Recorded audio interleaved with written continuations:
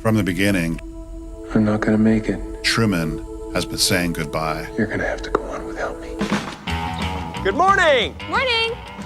Oh, and in case I don't see you, good afternoon, good evening, and good night. We often focus on all of the cameras and reality TV aspects of The Truman Show, coming out as it did before all of that was commonplace. But if all of that is so common now, why is it that The Truman Show still resonates all these years later? Shouldn't it seem old-fashioned and irrelevant?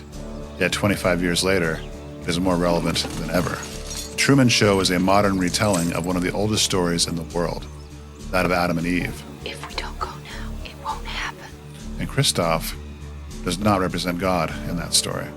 It is also about finding truth in an increasingly fake world and breaking through the lies that hold us back.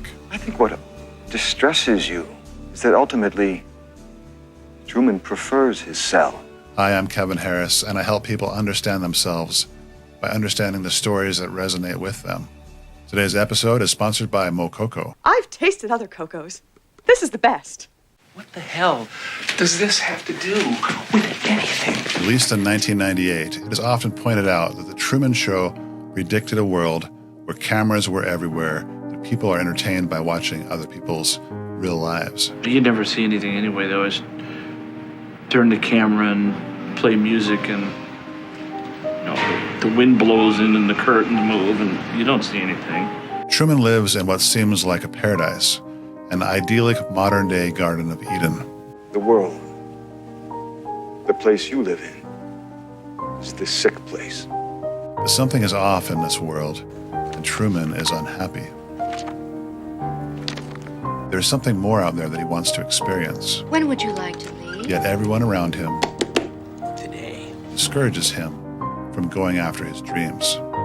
So what, we're just gonna eat into our savings? Is that it? You know, I'm gonna have to call your mother when we get there. She's gonna be worried sick. The name Truman Burbank is a reference to the city of Burbank, California, where a lot of movie and television studios operate. I would know. I grew up in Burbank, California. There was always some show being filmed around town. I was part of live studio audiences. Our house was in the old Wonder Woman TV show, and I was an extra, a background person in the original The Wonder Years show. I'll share more on my Patreon page, but my point is Burbank is another way of saying Hollywood. Trumania of the Burbank Galaxy. And the name Truman Burbank means that he is the only real person in this contrived world of Hollywood. That one's for free. And so it makes sense that he would be drawn to a true woman, an extra, not an actor. Truman, What do they want? listen to me. Everybody knows about it. Everybody knows everything you do. He tries to tell him the truth and encourages him to break free from the boundaries imposed upon him. Much like Adam and Eve, they attempt to hide themselves from the all-seeing eye of God. But they know, or at least she knows, that they will be caught soon and most likely cast out of the garden. Sylvia, aka Eve, has tasted of the forbidden fruit, Get out of here. Come on, find me. the knowledge of the outside world, and is now attempting to share it with Truman. What right do you have to take a baby and turn his life into some kind of mockery? Don't you ever feel guilty? Ironically, Christoph, the creator of The Truman Show, I have given Truman the chance to lead a normal life. is seemingly also trying to find truth by showing someone who isn't an actor, but is real, relatable, I'm being spontaneous! and even unpredictable. Somebody help me! I'm being spontaneous! It is important to note that Ed Harris's character does not actually represent God. You can speak. I can hear you.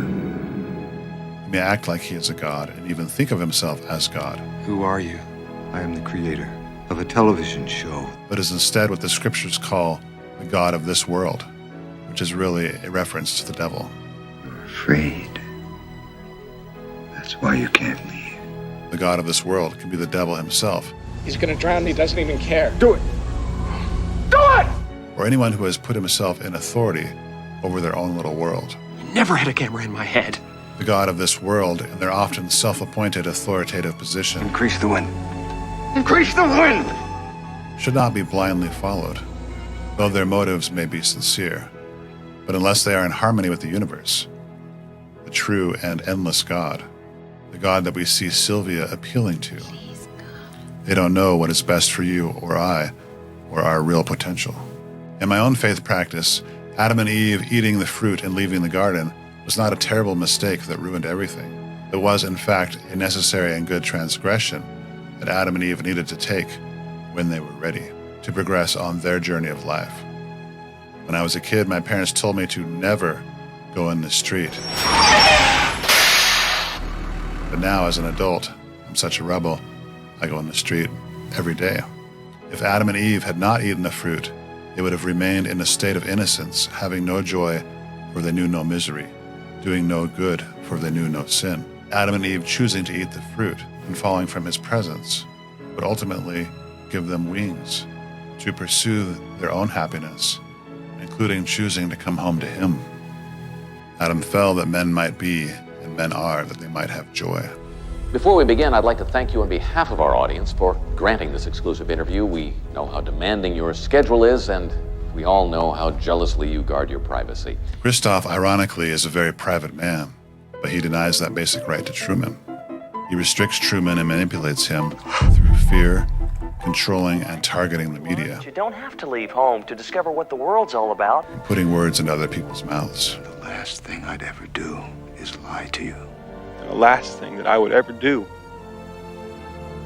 is lie to you. Christoph is willing to kill Truman rather than let him escape. Is that the best you can do? Truman is willing to die. You're gonna have to kill me! It gets to the point where it looks like Christoph maybe does kill him. But Truman is raised from his watery grave, born again and determined to endure to the end. Written on the sail are the numbers 139. This is a clear reference to Psalm 139 in the Bible, but more about that at the end of the video. The walls of the studio are painted to look like the infinite sky, but are actually holding the water in. It is literally a dam. When I think about damnation in the biblical sense, I actually think of this kind of dam, of a river of water being stopped in its path from progressing.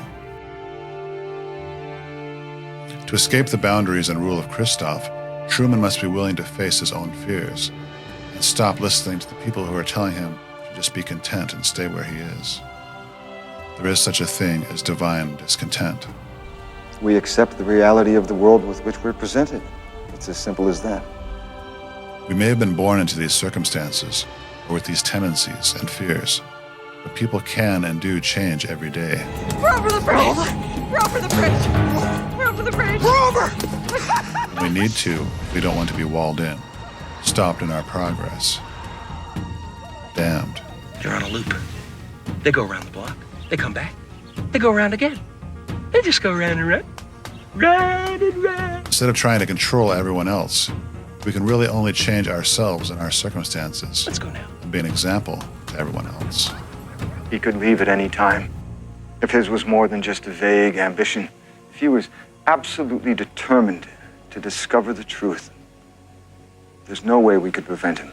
And those who truly love us will encourage us and cheer for us, because deep within all of our hearts and minds are dreams that have never completely died.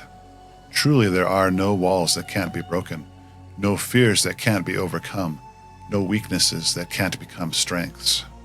We do not belong to a brand, a job, or a lifestyle. We are children of God, and as such are infinite in our capacities and potential. And that is the moral of the story.